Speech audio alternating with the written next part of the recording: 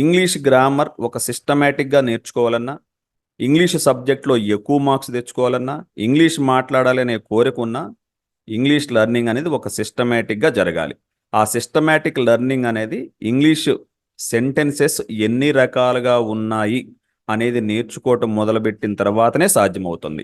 ఈ టాపిక్ నేర్చుకోకుండా ఒక రకంగా చెప్పాల్సి వస్తే ఇంగ్లీష్ నేర్చుకోవడానికి లేదా గ్రామర్ నేర్చుకోవడానికి, ఇంగ్లీష్ సబ్జెక్ట్లో ఎక్కువ మార్క్స్ తెచ్చుకోవాలని కోరుకున్న వాళ్ళు ఇంగ్లీష్ నేర్చుకోవటం ముందు ఈ టాపిక్ నుంచే మొదలవ్వాలి. ఇది నేర్చుకోకుండా మిగతా గ్రామర్ టాపిక్స్లోకి పోతే ఇంగ్లీష్ ఏమీ అర్థం కాదు, మార్క్స్ కూడా రావు, కన్ఫ్యూజన్ అనేది తప్పనిసరిగా ఉంటుంది. అంటే ఇంగ్లీష్లో టైప్స్ ఆఫ్ సెంటెన్సెస్ యొక్క ప్రాధాన్యత అంతగా ఉంటుంది. సో ఆ టాపిక్నే మనం ఈ వీడియోలో చూడబోతా ఉన్నాం. ఈ టాపిక్ అనేది ప్రతి స్టూడెంట్కి చాలా యూస్ఫుల్గా ఉంటుంది. మరి వీడియో నచ్చినట్లయితే తప్పనిసరిగా లైక్ చేయండి.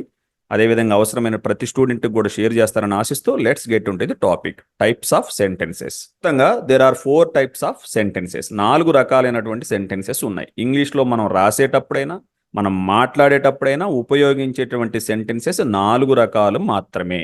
ఇది తెలవక చాలామంది కన్ఫ్యూజ్ అవుతూ ఉంటారు. అదేవిధంగా ఈ సెంటెన్సెస్ యొక్క ఆర్డర్ కూడా తెలియకుండా కన్ఫ్యూజ్ అవుతారు. కాబట్టి ఇంగ్లీష్ లెర్నింగ్ అనేది ఎన్నటికీ జరగదు. సో ఆ 4 రకాలైనటువంటి సెంటెన్సెస్ ఏదో ఇప్పుడు చూద్దాం. ముందుగా ఎసెర్టివ్ సెంటెన్సెస్ అంటాం. మొదటి వాటిని ఎసెర్టివ్ సెంటెన్స్ అంటాం. దీన్నే డిక్లరేటివ్ సెంటెన్స్ అని కూడా పిలుస్తారు. First type of sentence assertive sentence. రెండవది ఇంటరాగేటివ్ సెంటెన్స్. మూడవది ఇంపరేటివ్ సెంటెన్స్. నాలుగవది ఎక్స్క్లామేటరీ సెంటెన్స్. సో ఇంగ్లీష్లో మొత్తంగా మనం రాసేటువంటి ఎంత చూసినా, ఎన్ని బుక్స్ చూసినా, ఎన్ని పారాగ్రాఫ్లు చూసినా అన్నిట్లో కూడా ఈ 4 రకాల సెంటెన్స్లకు మించి ఇంకా ఏమీ ఉండవు. ఒక సెంటెన్స్ అంటూ ఉంది అంటే అది తప్పనిసరిగా ఈ 4గింట్లో ఏదో ఒకటై ఉంటుంది. మీకు స్పష్టంగా ఈ విషయం అర్థం కావాలి. కాబట్టి ఎసెర్టివ్ సెంటెన్స్ను గుర్తించడం ఎలా, ఇంటరాగేటివ్ సెంటెన్స్ను గుర్తించడం ఎలా, ఇంపరేటివ్ సెంటెన్స్ను గుర్తించడం ఎలా, ఎక్స్క్లామేటరీ సెంటెన్స్ను గుర్తించడం ఎలా, ఏది ఎప్పుడు వాడాలో కూడా ఇప్పుడు మనం డిస్కస్ చేద్దాం. కొన్నిటికి ఎగ్జాంపుల్స్ కూడా ఇస్తాను. ముందుగా ఒక్కొక్క దాని గురించి నేర్చుకుంటూ వెళ్దాం. ఎసెర్టివ్ సెంటెన్స్. ముందుగా ఎసెర్టివ్ సెంటెన్స్ గురించి చెప్పేటప్పుడు ప్రతి సెంటెన్స్లోనూ తప్పనిసరిగా సబ్జెక్టు, వర్బు, ఆబ్జెక్ట్ అనేది కంపల్సరిగా ఉంటుంది. కాకపోతే సెంటెన్స్ను బట్టి వాటి యొక్క ఆర్డర్ మారుతూ ఉంటుంది. అదేదో చూద్దాం ఇప్పుడు. ఎసెర్టివ్ సెంటెన్స్లో ఏ విధంగా ఉంటాయో చూద్దాం. సో ఇది ఎప్పుడు ఉపయోగిస్తారో చూద్దాం ముందు. It makes clear statements and ends with a full stop. Assertive sentence అనేది సాధారణంగా ఒక స్పష్టమైనటువంటి అభిప్రాయాన్ని తెలియజేయటం కోసం మనం ఉపయోగిస్తాం. అదేవిధంగా ఈ సెంటెన్స్ రాయగానే తప్పనిసరిగా ఫుల్ స్టాప్ అనేటువంటి పంక్చుయేషన్ మార్క్ని కంపల్సరిగా పెట్టవలసిందే. సో ఎసెర్టివ్ సెంటెన్స్ను గుర్తించడానికి మొదటి గుర్తు ఏంది అంటే ఆ సెంటెన్స్ రాసిన తర్వాత చివరిలో ఫుల్ స్టాప్ ఉంటుంది. ఫుల్ స్టాప్ ఉందంటే మ్యాక్సిమం అది ఎసెర్టివ్ సెంటెన్స్ అయి ఉంటుంది. అదే కాకుండా ఇది ఒక స్పష్టమైనటువంటి స్టేట్మెంట్ని తెలియజేస్తా అంటున్నాను.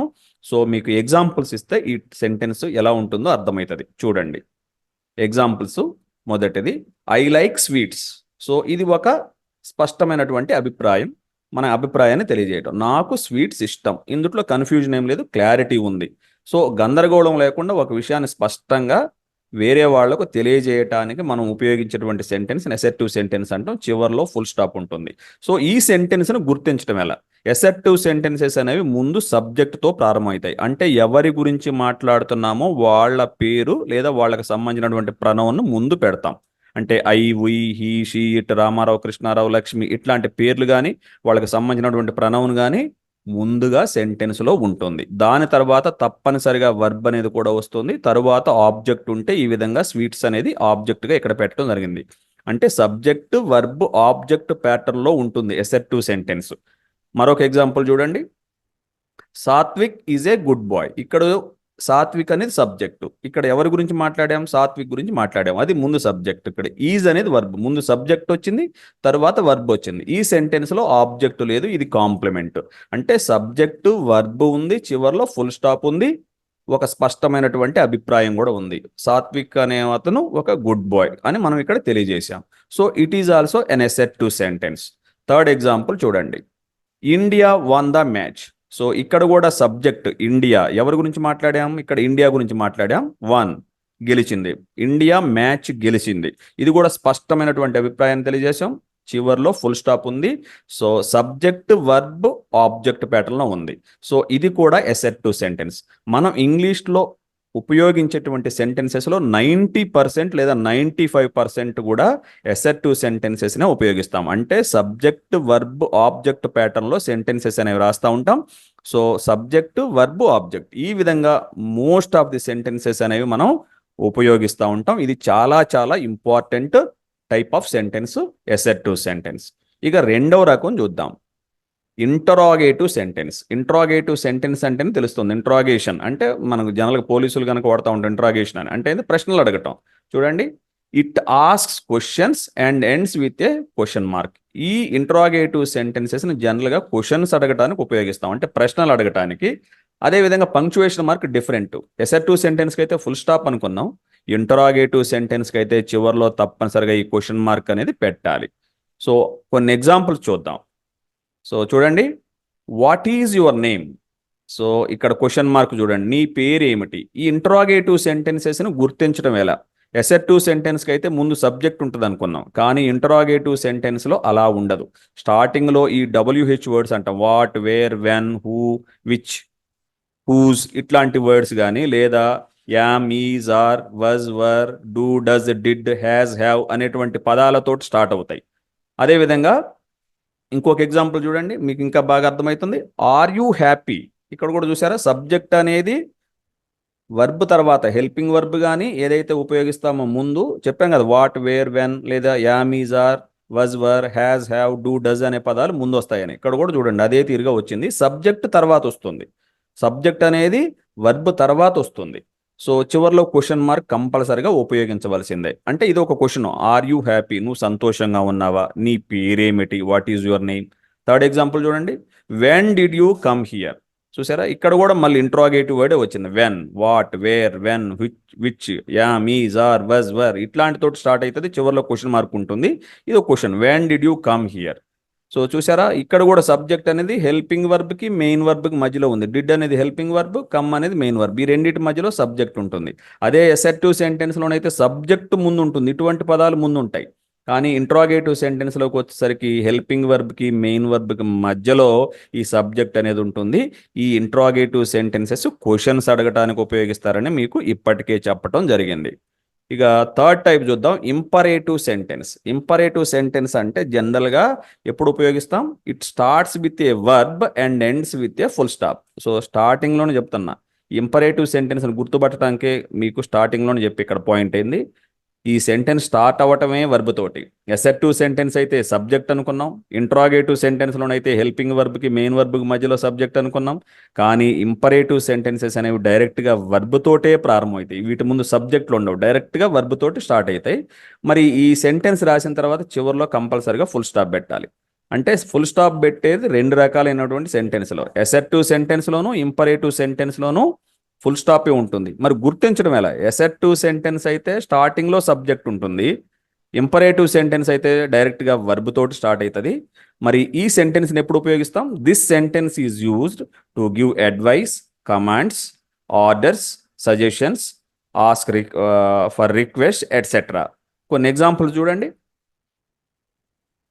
Read well. చూసారా, రీడ్ వర్బ్, ఇది రీడ్ వెల్ బాగా చదవండి అంటే ఇదేంది, మనకు జనరల్గా సజెషన్స్ కానీ అంటే సలహాలు ఇవ్వటానికి, ఆజ్ఞలు ఇవ్వటానికి, రిక్వెస్ట్ చేయటానికి, కమాండ్స్ చేయటానికి ఇటువంటి సందర్భాల్లో వాడతాం. డైరెక్ట్గా వర్బ్ తోటి స్టార్ట్ అవుతుంది, సబ్జెక్ట్ వీటిలలో ఉండదు. స్టార్టింగ్లో ఉండకపోయినా సరే మీరు రాబోయే టాపిక్లో నేర్చుకుంటారు, ఇక్కడ యు అనేటువంటి సబ్జెక్టు ఉంటుంది బట్ రాయం. But always imperative sentence begins with verb and ends with a full stop. Second example, don't talk. ఇక్కడ కూడా నెగటివ్ సెంటెన్స్ కాబట్టి ఇది డోంట్, నాట్ అనే దాన్ని ఇక్కడ వాడటం జరిగింది. ఇది కూడా డైరెక్ట్గా వర్బ్ తోటే స్టార్ట్ అయినట్టు మనం అర్థం చేసుకోవాల్సి వస్తుంది. Third example, consult the doctor. Consult అనేది ఇక్కడ వర్బ్, డైరెక్ట్గా వర్బ్ తోటి స్టార్ట్ అయింది. సో ఈ విధంగా వర్బ్ తోటి స్టార్ట్ అయ్యి చివరిలో ఫుల్ స్టాప్ వచ్చినట్లయితే వాటిని ఇంపరేటివ్ సెంటెన్సెస్ అని మనం పిలుస్తాం. వీటిని జనరల్గా ఆర్డర్స్ ఇవ్వడానికి, కమాండ్స్ ఇవ్వడానికి, సజెషన్స్ ఇవ్వడానికి, రిక్వెస్ట్ చేయడానికి, అడ్వైజ్ చేయడానికి మొదలైన సందర్భాల్లో ఈ సెంటెన్సెస్ను ఉపయోగిస్తాం. వర్బ్ తోటి స్టార్ట్ అవుతుంది, చివరిలో ఫుల్ స్టాప్ ఉంటుంది. ఇక ఫోర్త్ టైప్ ఆఫ్ సెంటెన్స్ ఏదో చూద్దాం. ఇంకొకటి కూడా ఎగ్జాంపుల్ ఉంది ఇక్కడ, స్టాండ్ అప్. ఇది కూడా వర్బ్ తోటే స్టార్ట్ అయింది. ఇక ఫైనల్ టైప్ ఏంటి?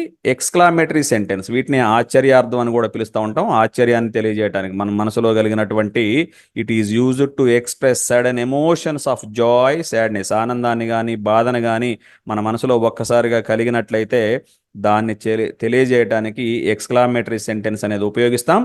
ఈ సెంటెన్స్ను గుర్తుపట్టడం ఎలా అంటే ఈ సెంటెన్స్కి చివర్లో ఎక్స్క్లామేటరీ మార్క్ అనేది ఉంటుంది. చూసారా, మొత్తంగా 4 రకాలైనటువంటి సెంటెన్స్లో ఎసెర్టివ్ సెంటెన్స్కి full stop, interrogative sentence question mark, imperative సెంటెన్స్కి ఫుల్ స్టాప్ అనుకున్నాం. ఇక 4వ రకమైనటువంటి ఎక్స్క్లామేటరీలో మళ్ళీ ఎక్స్క్లామేటరీ మార్క్ అనేది వాడటం జరిగింది.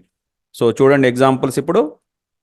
వావ్, ఈ స్కోర్ 10 GPA. సో ఈ ఎక్స్క్లామేటరీ వర్డ్ అన్నాం. ఈ ఎక్స్క్లామేటరీ వర్డ్ మనం డైరెక్ట్గా స్టార్టింగ్లోనే వాడినట్లయితే ఎక్స్క్లామేటరీ మార్క్ ఇక్కడే పెడతాం. వావ్, ఇది ఆశ్చర్యాన్ని తెలియజేసేటువంటి ఒక పదం.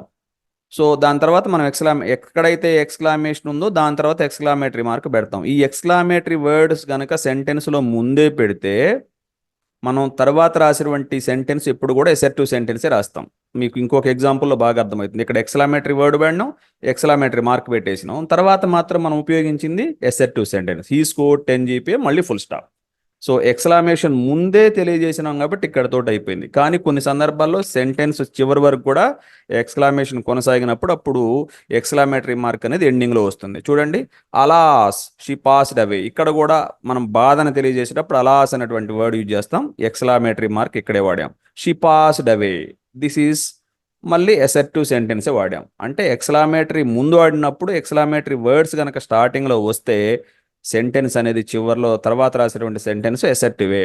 థర్డ్ ఎగ్జాంపుల్ చూడండి, ఇది పూర్తిగా మనం different type. How tall this building is, exclamatory mark ఇక్కడ వాడాం. సో ఇక్కడ హౌ ఉంది కదా అనేది క్వశ్చన్ కాదు, how tall this building is. ఈ యొక్క బీ ఫామ్ అనేది ఎప్పుడు కూడా ఎక్స్క్లామేటరీ సెంటెన్స్లో యామ్, ఈజ్, ఆర్లు అనేవి లేదా ఇటువంటి ఎక్స్క్లామేటరీ వర్డ్స్ మనం ఎక్స్క్లామేటరీ సెంటెన్స్ ఇటువంటివి వాడినప్పుడు తప్పనిసరిగా ఈ బీ ఫామ్ అనేది ఎండింగ్లోనే ఉంటుంది. సో ఈ సెంటెన్స్ మొత్తం ఎక్స్క్లామేషన్లో ఉంది. How tall this building is అంటే ఈ బిల్డింగ్ ఎంత ఎత్తుగా ఉందో అనేటువంటి ఆశ్చర్యాన్ని తెలియజేసినాం. ఎక్స్క్లామేటరీ మార్క్ చివరి పెట్టాం.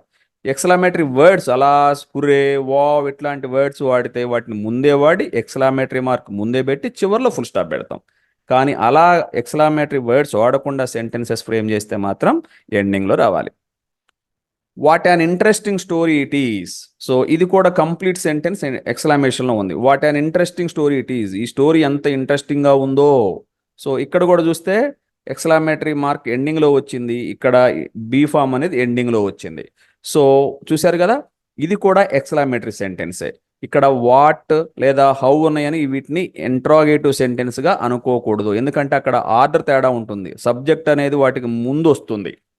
అదేవిధంగా బీ ఫామ్ అనేది హెల్పింగ్ వర్బ్ అనేది మెయిన్ వర్బ్కి హెల్పింగ్ వర్బ్కి మధ్యలో సబ్జెక్ట్ ఉంది ఇంట్రాగేటివ్ సెంటెన్స్లో. ఇక్కడైతే అలా ఉండదు, ఈ బీ ఫామ్ అనేది ఎండింగ్లో వస్తుంది. సో వీటిని ఆ తీరుగా కూడా ఎక్స్క్లామేటరీ సెంటెన్సెస్ని ఐడెంటిఫై చేయొచ్చు. సో ఈ విధంగా మొత్తంగా 4 రకాలైనటువంటి సెంటెన్సెస్ని అయితే మీరు ఈజీగా గుర్తించవచ్చు. వీటిని మనం ఇంగ్లీష్లో మన ఫీలింగ్స్ని ఈ విధంగా వ్యక్తం చేయడానికి, ప్రశ్నలు అడగటానికి, ఆశ్చర్యాలను తెలియజేయడానికి, కమాండ్స్ ఇవ్వటానికి, అదేవిధంగా అభిప్రాయాలను తెలియజేయడానికి 4 రకాలైనటువంటి సెంటెన్సెస్ని ఈ విధంగా వాడతాం. టాపిక్ అర్థమైంది అనుకుంటున్నాను. I wish you all the best. Will meet in the next video.